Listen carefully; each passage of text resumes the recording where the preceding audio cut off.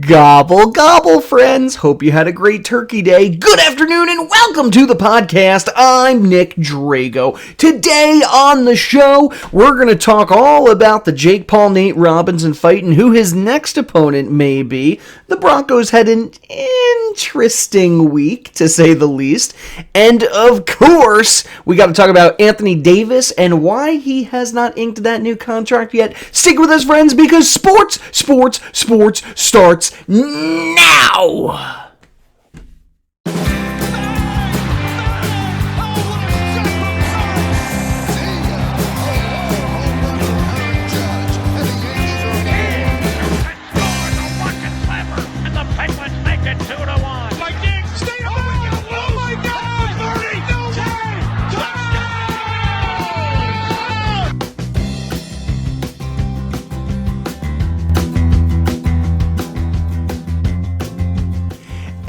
Welcome to the Sports Podcast with me, your host, Nick Drago. For those of you that are new to the show, welcome, howdy do, and how are you? Didn't intend for that to rhyme or be so pleasant, but it is, so we're going with it.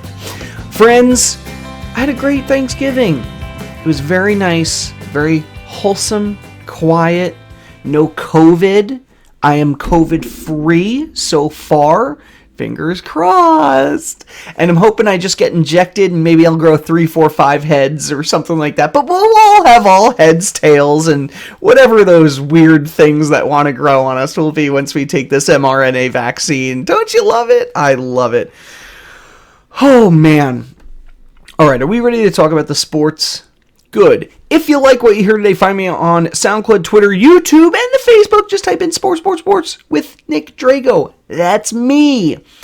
Then you can email me directly, sports3xpodcast@gmail.com. Again, sports3xpodcast@gmail.com. I love hearing from fans, young, old, and in between. I don't know if anyone would tell themselves they're in between or present themselves. Well, would you say you're a young person or old person? I'm an in-between person. Yeah, okay. I don't think that's going to go over very well with the community, but totally fine. Let's talk some sports. What do you think about that? I think it's a good idea. A lot of NFL games this weekend that definitely want to go into. And of course, we're going to start with the Thursday games. Texans get a win over the Lions, 41-25. Not really a surprise here. The Lions are downright terrible, and the Texans are pretty bad this year too, but they're trying to push their way up. New GM and new problems. Speaking of GM coach firings, the Lions, they're on that list. We're going to talk about that, but not at this exact moment. So let's put a small pin in that. Washington football team beat the Cowboys 41-16. What a day. Alex Smith, 149 yards, 1 touchdown. He did throw a pick as well. But Washington is now in first place in the NFC East. Okay. All right, 2020. Keep doing your weirdest. The Bills, 27-17 over the Chargers. Titans get a win, 45-26 over the Indianapolis Colts. Vikings got a win over the Panthers, 28-27. What a close game. Panthers were ahead for most of it. The Vikings really came roaring back for 18 points in the fourth. Got to give it to Teddy Bridgewater, 267 yards and 1 touchdown. But it just wasn't enough. Kirk Cousins, he had a great day. 3 TDs, over 300 yards for him.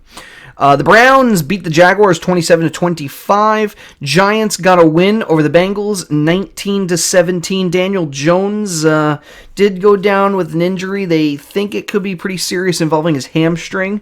And so McCoy, is that Colt McCoy? Colt McCoy? I freaking love this guy. He's still around. Good for him. Colt McCoy, 31 yards for him, and we'll see what happens to the Giants next week. Patriots got a win over the Cardinals. Very close game. They were neck and neck the entire time. Not really the best game for Kyler Murray, but Patriots hung on. Dolphins got a win over the Jets. Surprising? I don't think so. 20-3. 3! That's this many. Come on, Jets. Raiders. They lost to the Falcons 43-6. Rough day for Las Vegas. The Broncos and the Saints 31-3. Saints win that game. We're going to talk about the Broncos situation in just a moment here, but the significant thing to note is that they did not start. They had to start a. They had to start a backup wide receiver as their quarterback. So that's a thing that occurred. Meanwhile, the Saints ended up starting Taysom Hill, who had 78 yards and interception. He was 9 for 16, so not a great day for him in general. 49ers, they got a win over the Rams 23-20, and then the Chiefs, they beat the Bucks 27-24. 2 games tonight, the Bears and the Packers. That's actually going on as we speak. I don't have a score update for you at the exact moment that this is. And then Seahawks are also playing the Eagles. Let's see if we can refresh this thing. The other big game to keep in mind is that the Steelers are going to be playing the Ravens on Tuesday. That's right. We will have a Tuesday night football game. Where are we here? Now I'm totally lost. Oh, this is next week. That's why. I'm sorry. Seahawks and Eagles, that's tomorrow. Then we'll have Steelers and Ravens Tuesday. There have just been a lot of positive cases on the Ravens team, and that has led them to have to postpone the game. Now, originally, this game was going to be played on Thanksgiving, but as you can see, that's not happening. So Bears and Packers are the only game happening tonight. Packers are ahead 6-3, but we're only a few minutes into that first quarter. All right, let's look at the standings. So in the AFC, Buffalo is ahead 8-3, Miami 7-4, New England 5-6, and the Jets 0-11. Guys, it's okay to win one game, right? Right? I don't know. AFC North, Pittsburgh is still undefeated 10-0. Cleveland's 8-3. Baltimore not having a great season, or not what we expected at 6-4. Could they turn it around tomorrow on Tuesday? Tuesday is not tomorrow, but you know what I mean. We'll find out. And the Bengals are 2-8-1. In the AFC South, the Tennessee Titans have reclaimed first place. They're 8-3. Colts are 7-4. Houston's 4-7, and the Jacksonville Jaguars are 1-10. And in the AFC West, you have Kansas City is 10-1, Vegas is 6-5, Denver's 4-7, and the Chargers are 3-8. So, season ends today. Who's in the playoffs? Let's take a look. Well, it would be Buffalo, Pittsburgh, Tennessee, and Jacksonville, clearly. And then your other 2 teams getting in right now would actually be Cleveland and it'd be either Miami or Indianapolis. I want to say the Colts would get in, but I'm not 100% sure on that. But it would be one of those 2 teams. So Cleveland in the playoffs. That could happen this year, people. This is just one of those kinds of seasons. And then the NFC, I spoke too soon. Washington was ahead in the NFC East, but the Giants technically are slightly better. I believe they beat them earlier in the year. So Giants are 4-7. Washington football team is 4-7. Eagles are 3-6, and Dallas is 3-8. This is just a miserable, sad-looking division. In the AFC North, you have the Green Bay Packers at 7-3. The Bears are 5-5. Minnesota's 5-6, and then you have Detroit at 4-7. Oh, by the way, Eagles have a tie. I said 3-6. They're actually 3-6-1. So Packers on top of the NFC North. NFC South, you have the Saints at 9-2, Tampa Bay 7-5, Atlanta's 4-7, Carolina's 4-8, and then in the West you have Seattle's 7-3, Rams are 7-4, Arizona's 6-5, and San Francisco is 5-6. So it's still close in the West, even though Arizona has not looked as great the last week or two. That's still a close division, and anybody could come out ahead. So, playoffs, here we go. You'd have the Giants, the Packers, the Saints, the Seahawks, you'd have the Rams, and then the Tampa Bay Buccaneers. So Tom Brady would be making it in the NFC South. Realistically, though, I think the Saints are the best looking team out of this bunch. I like Green Bay. I could see it being Green Bay and New Orleans maybe in the finals. Seattle doesn't score enough points. Their defense is fantastic, but I just, I still think Russell Wilson needs some more pieces to help him out. Although they're undefeated at home this year, and that's big. If they host a game, if they end up hosting a game, that could be a huge time turner for them. Is that a thing, a time turner? I'm not really sure. All right, so here's the Broncos situation going into this game this week. Jeff Driscoll, he was placed on the injured reserve. He's their backup quarterback, right? Positive COVID-19. Great. Turns out Drew Lock, Brett Rypien, and Blake Bortles were all, they were hanging out near him. Contact tracing. So NFL rules, if you were exposed, you are sitting out. So the entire quarterback pool for the Denver Broncos had to sit out due to COVID, due to one player having COVID. So where does that leave them? That left them literally playing a backup quarterback, Kendall Hilton, right? He was 1-9. The guy a month ago was working in sales. He was signed on to the practice squad as a receiver, and then got the call that they needed him to play as quarterback. So good for him. Like this could be your only chance to start in an NFL game. You know what? 1-9, didn't really make the most of it, but it's the best they could do. So the Broncos actually really pushed to have one or two of their assistants play in the game. They even tried to have assistant coaches play as the quarterback in the game. The NFL denied that request. The NFL also denied them the request of postponing 2 days or 3 days, whatever. But it granted it to the Steelers and the Ravens. So I don't really know what the thought there is. And you might be saying, well, why couldn't they have signed somebody, Colin Kaepernick or anybody else out there? Well, believe it or not, had they, it just wouldn't work. You need 6 days, I believe. There's like a 6-day wait period between when you sign and when you can start playing with your team. And plus with the COVID guidelines, they'd probably make you sit in quarantine for 2 weeks anyway. So even if they had gone out and signed somebody, he couldn't play this week. So an unfortunate situation for the Broncos. Luckily, they... There's no luckily there. Hopefully, they'll have somebody back soon. We'll find out next week, won't we? All right, the Lions firing head coach Matt Patricia and Bob Quinn, the GM. Listen, Lions are 4-7. This team has not improved with Patricia behind the helm. In fact, I think they're worse than ever. They've had 19 losses in a row. Thank you, ESPN Twitter. 19 losses in a row, and that's the most. No, I'm sorry. God, I am tripping all over myself today. Can I restart this? Let's restart. Good afternoon and welcome to the I'm just kidding. Don't click away. Don't click away. All right. Detroit lost 11 straight games this year. That's the most since they lost 19 in a row, and that was between 07 and 09, right? That was their 0-16 season. I think everyone remembers that. And I'm sure the Jets can't stop thinking about it because they're so darn close. All right, so Lions, why are they doing this? Well, Matt Patricia, he has a great mind for football. Don't get me wrong. The guy was with the Patriots for years.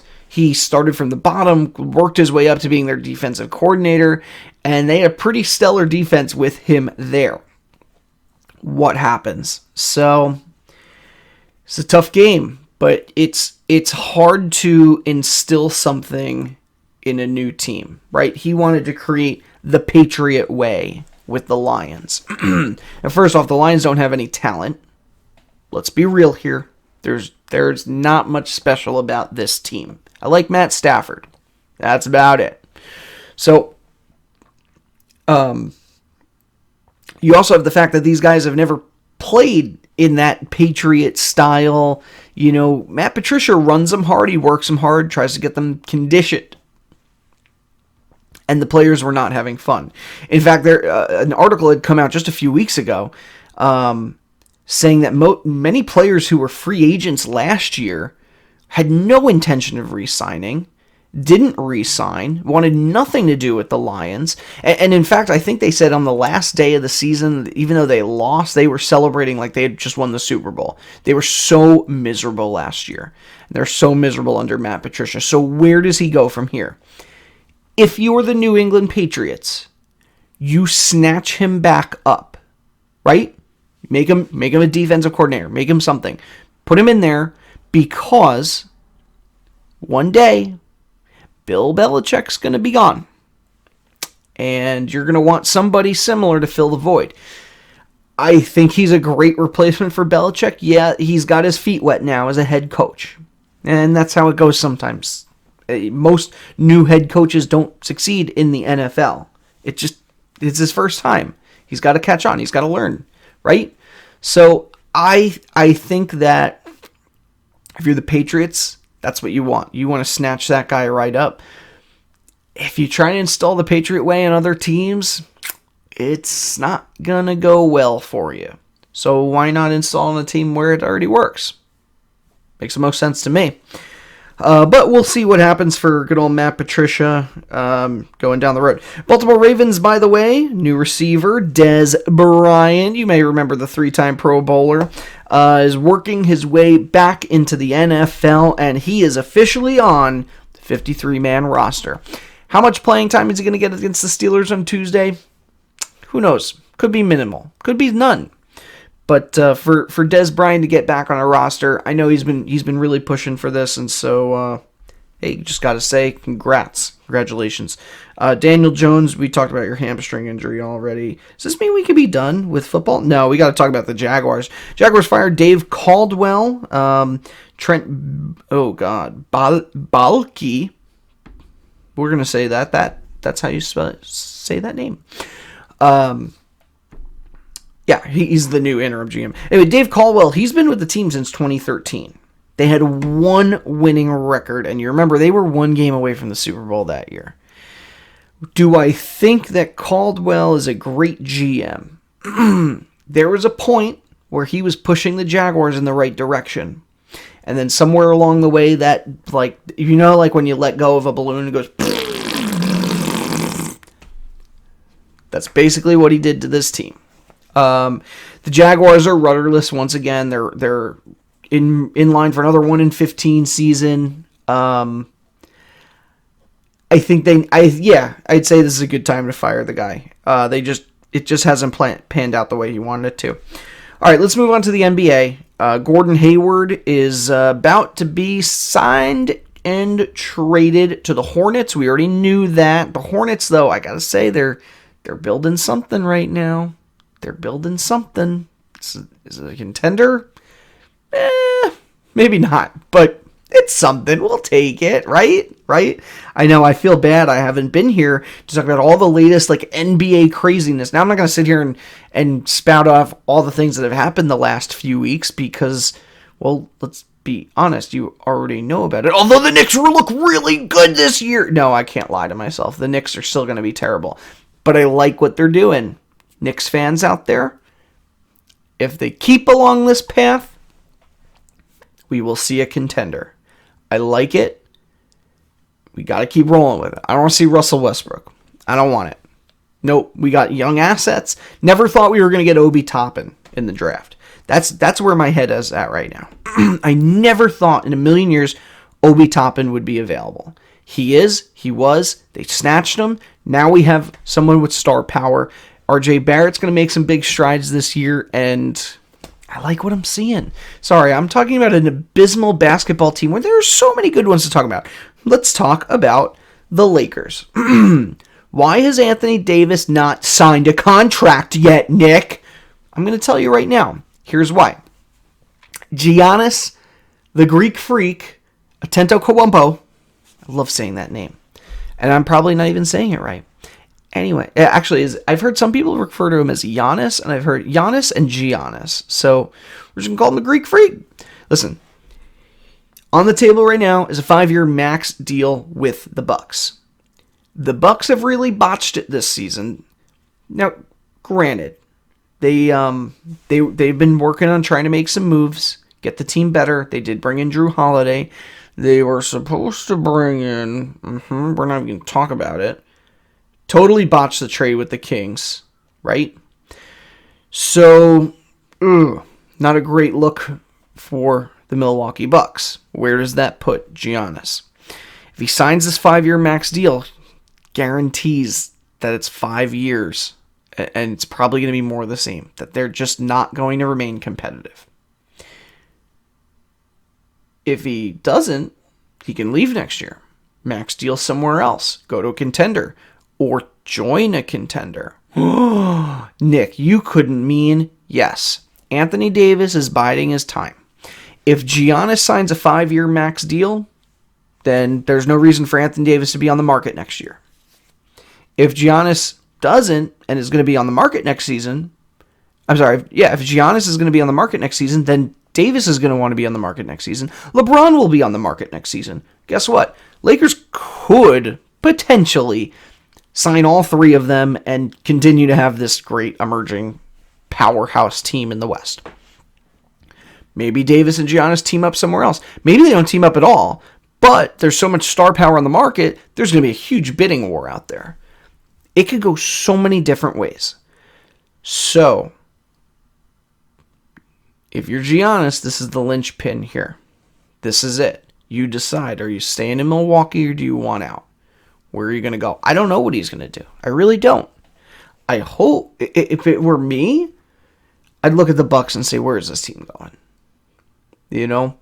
I think he's good enough, and the Bucks are good enough to win a championship. They could have last year. They could have the year before. They don't seem to do well in the playoffs, or they just choke at the wrong time. I don't know. But if they're not going to get another big name to help him, and maybe they can convince him, maybe at the trade deadline, they end up trading for, I don't know, James Harden or something. You never know. But, it should be an interesting year. So, that's basically the whole story of the Davis scenario. I talked about Gordon Hayward already. Come on, phone. All right. Oh, yeah, the NBA also outlined its COVID policy for this year. You know, last year, playing in the bubble, right, it was really easy for them to manage, but you can't do that for a full season. Players will murder each other, or their families, or somebody. Someone's going to get murdered. Because I don't know about you, but if you put me in a hotel not by myself, but like away from my family for 9 months, maybe more if we go further in the playoffs. No, I don't want that. I don't think they want that either. Right. No. So the NBA essentially is going to try and do like baseball and football are doing. I think the bubble thing worked really well though. I really do. But I understand why they can't keep doing that. The one significant thing I did see on here that nothing. Let me set this straight. Nothing in their policy really blew up in me. But for a player to come back, they have to have 2 consecutive non-positive tests, not just 1, 2. They want to limit as much COVID exposure as they can. These guys are now going to be out in the world, and they have to be free. They're going to be free to do whatever they want. Just got to be careful, right? That means don't go to the strip club and try to get wings when you should be playing a basketball game. All right, Tristan Thompson, congratulations. He's officially a U.S. citizen. The Canadian NBA star has checked off all the boxes on his list, so that's everything he needed to do. And I don't know if I would consider this NBA, but involves an NBA player. Anyway, Nate Robinson was knocked out in a fight against Jake Paul. KO. We got a lovely little advertisement there. Can I skip that? No, I don't think I can. Yes, we can. Make that go away. For those of you watching their YouTube channel, they can kind of see on my screen what I'm doing as I'm talking. Anyway, Jake Paul, he is a YouTuber, and him and ex-slam dunk champion Nate Robinson went toe-to-toe. Didn't go so well for Crypto Nate, and you went down like a ton of bricks. Now, the question is, are we going to see another fight here? Because, I don't know, the idea of celebrities fighting each other with boxing gloves. There's something kind of exciting about that. And I feel like we're going to see more of this. Jake Paul was challenged by San Jose Shark Evander Kane, who, by the way, is it Evander or Vander? So he was named after Evander Holyfield. So I say that Evander. So I guess I should say it Evander Kane, not Evander Kane.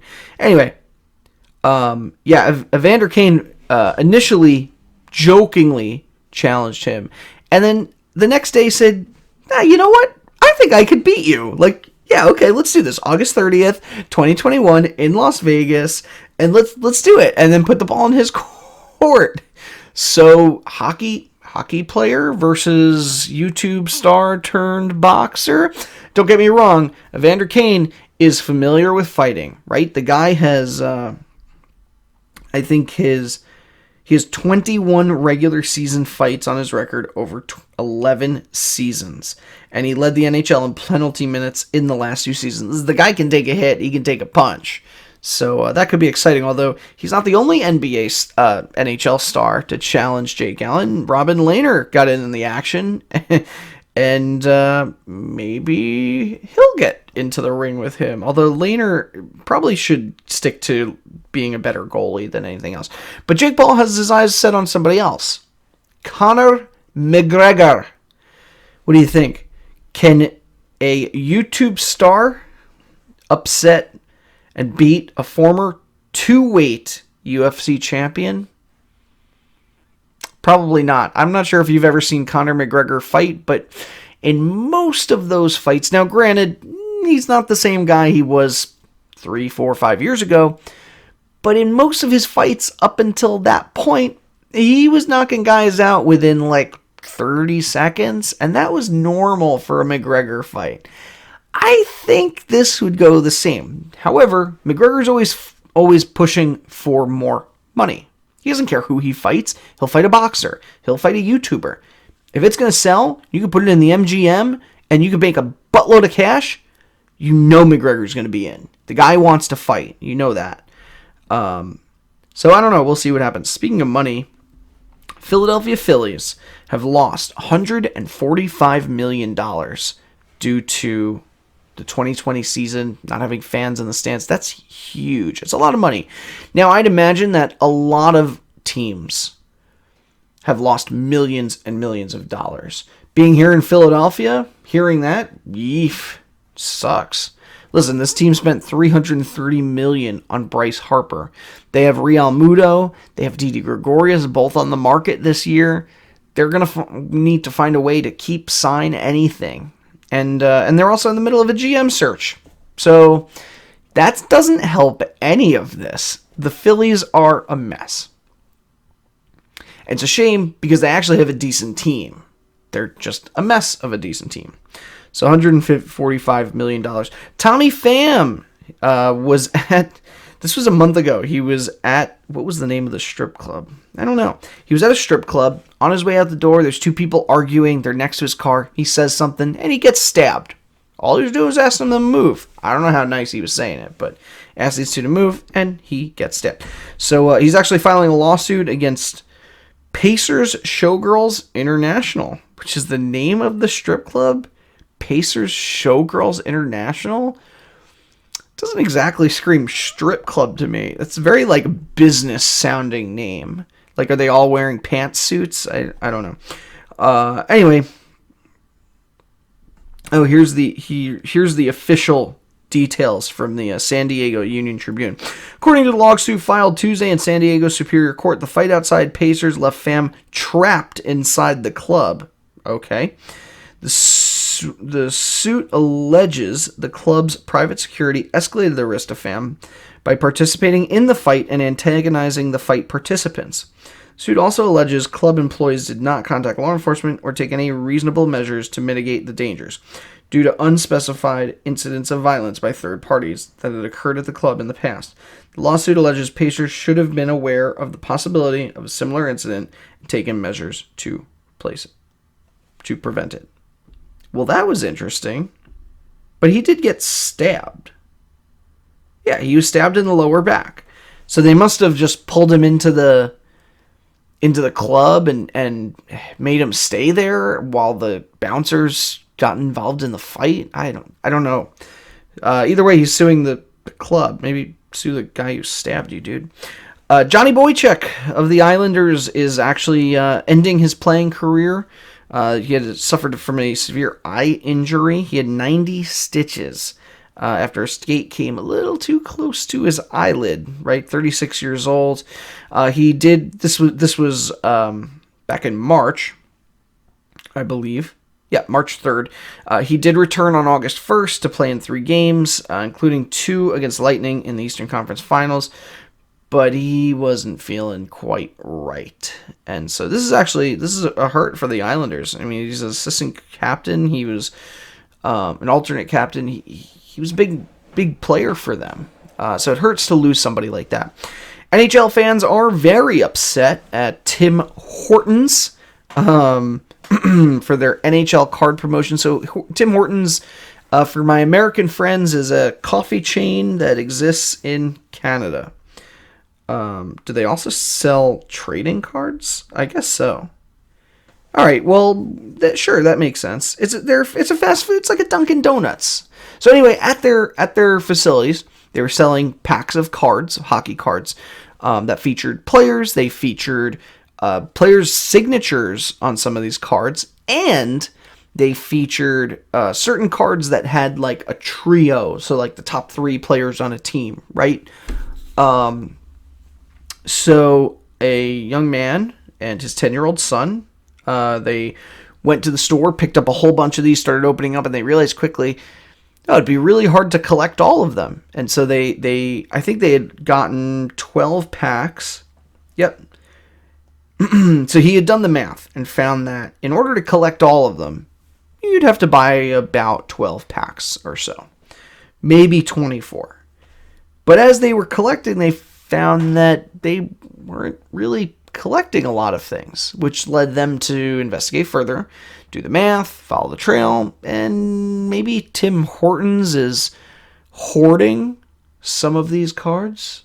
I don't know. Perhaps that's the case. Tim Hortons does not agree. They said there's utmost security when it comes to these things, but you never know when it comes to these fast food giants. I'm still looking for all the Dalmatians from the McDonald's Happy Meals from 30 years ago, but you don't see me crying about it, Timmy Horton. I don't know.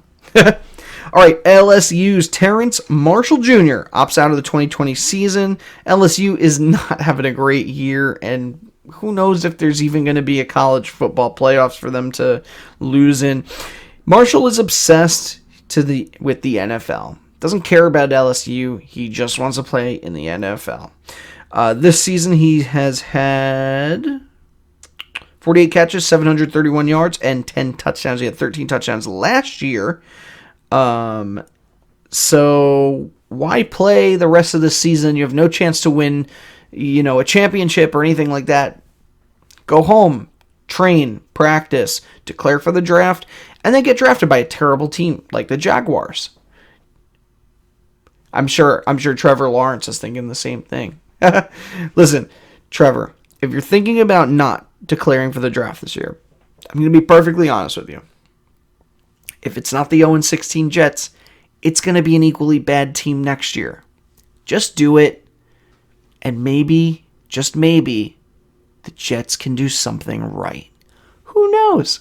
Or they'll probably botch the first overall pick. Maybe they'll probably trade it away for like peanuts or something. Who knows? Knowing the New York Jets. So, all right, friends. I think that's all the time I have for today. Once again, as usual, it was a pleasure. Special thanks, as usual, to Johanna Drago. She's the content editor, logo designer, and set designer of this podcast. And yes, we're working on a new set. Just you wait. Just you wait. Also, special thanks, as usual, to my social media warriors, Mary Kay, Gary Albert, Joe Calabro, Jorge Pajares, the whole gang. And gotta love, what else? What are some other things I can say? Yeah, Absolutely. Let's think. Well, let's talk about the music for the show. Is a song called Golden Sunrise by Josh Woodward. A link to his website can be found in the show notes. I'm spiraling out of control here, people, so let's end the show. If you like what you heard, you can find me on SoundCloud, Twitter, YouTube, and the Facebook. You can also email me directly, sports3xpodcast@gmail.com. Go to your search bars everywhere and anywhere and type in sports with Nick Drago. That's me. That's where you'll find me.